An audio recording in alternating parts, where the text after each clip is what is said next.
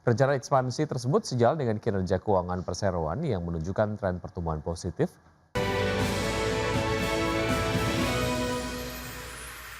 Pemirsa, emiten farmasi PT Piridam Pharma Tbk menyiapkan ekspansi kapasitas manufaktur melalui pembangunan lini produksi 4 dan 5 sebagai bagian dari strategi untuk memperkuat daya saing dan memenuhi kebutuhan pasar farmasi nasional yang terus berkembang. Penambahan lini produksi baru diharapkan mampu meningkatkan kapasitas produksi sekaligus memperluas kemampuan perseroan dalam melayani permintaan pasar. Rencana ekspansi tersebut sejalan dengan kinerja keuangan perseroan yang menunjukkan tren pertumbuhan positif. Pada kuartal 1 tahun 2026, perseroan membukukan pendapatan neto sebesar Rp766,53 miliar, meningkat 11,8% dibandingkan dengan periode yang sama tahun lalu. Direktur Piridam Pharma Sintaningsih mengatakan penguatan kapasitas manufaktur menjadi salah satu fokus utama perseroan untuk mendukung pertumbuhan jangka panjang. Selain kontribusi berkelanjutan dari pilar utama pertumbuhan yaitu layanan CDMO, pertumbuhan pendapatan juga didorong oleh peningkatan kinerja dari sejumlah produk farmasi berlisensi tinggi yang memiliki nilai tambah dan margin yang lebih baik.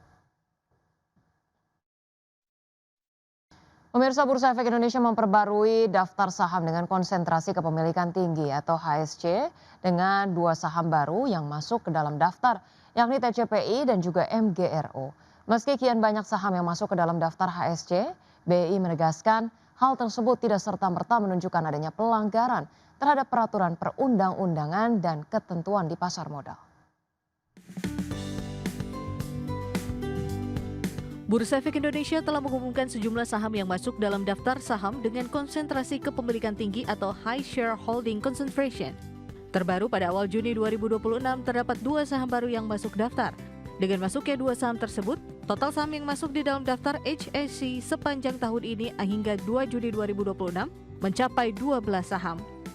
2 saham terbaru yang masuk dalam daftar dengan kepemilikan terkonsentrasi tinggi yakni saham TCPI yang dimiliki oleh sejumlah tertentu pemegang saham yang secara agregat menguasai 94,1% dari total saham perseroan. Saham lainnya yang juga masuk daftar yakni MGRO dengan konsentrasi kepemilikan mencapai 93,76 dari total saham beredar. Adapun sebelumnya, Bursa Efek Indonesia telah menempatkan sejumlah saham dalam daftar terkonsentrasi tinggi, yakni saham WBSA, Brand, DSSA, RLCO, dan ROCK. Terkait daftar terbaru saham dengan kepemilikan terkonsentrasi tinggi, PJS Direktur Utama Bursa Efek Indonesia Jeffrey Hendrik mengatakan, telah terdapat sejumlah emiten dalam daftar HSC yang mengajukan permintaan audiensi dengan pihaknya selaku regulator. Di saat yang sama, belum ada emiten dalam daftar HSC yang melakukan aksi korporasi untuk menambah besaran free float yang beredar di masyarakat, dan belum ada emiten yang meminta Bursa Efek Indonesia untuk melakukan screening ulang daftar HSC. Sementara itu, meski kian banyak emiten yang masuk dalam daftar HSC, BEI menegaskan bahwa hal tersebut tidak serta-merta menunjukkan adanya pelanggaran terhadap peraturan perundang-undangan maupun ketentuan yang berlaku di bidang pasar modal. Berbagai sumber IDX Channel. Pemirsa, Moody's Ratings untuk pertama kalinya memberikan peringkat kredit Baa2 kepada PT Danantara Investment Management. Menurut Moody's, peringkat Danantara disejajarkan dengan peringkat utang Indonesia yang saat ini berada pada level Baa2 dengan outlook negatif. Moody's Ratings untuk pertama kalinya memberikan peringkat kredit Baa2 kepada PT Danantara Investment Management, entitas pengelola investasi yang berada di bawah struktur BPI Danantara.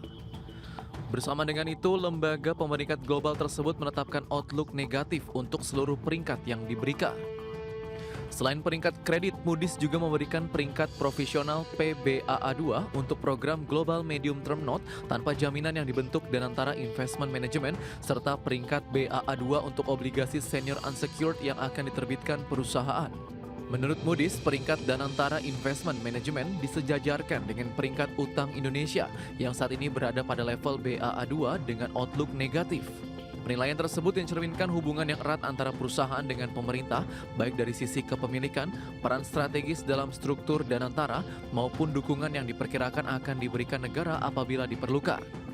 Moody's mengkategorikan Danantara Investment Management sebagai government-related issuer dan menggunakan pendekatan top-down dalam proses pemeringkatan. Lembaga tersebut tidak memberikan baseline credit assessment karena perusahaan masih berada pada tahap awal pengembangan, memiliki rekam jejak yang terbatas, serta belum memiliki operasi mandiri yang signifikan. Dengan demikian, faktor utama yang menopang peringkat Danantara saat ini berasal dari keterkaitannya dengan pemerintah, bukan dari kekuatan kredit standalone perusahaan. Berbagai sumber IDX Channel.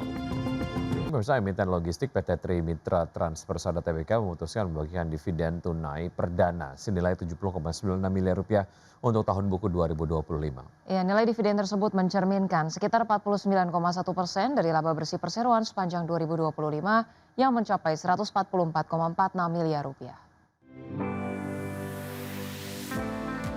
Emiten logistik PT Trimitra Transpersada Tbk memutuskan membagikan dividen tunai perdana senilai 70,96 miliar rupiah dari laba tahun buku 2025.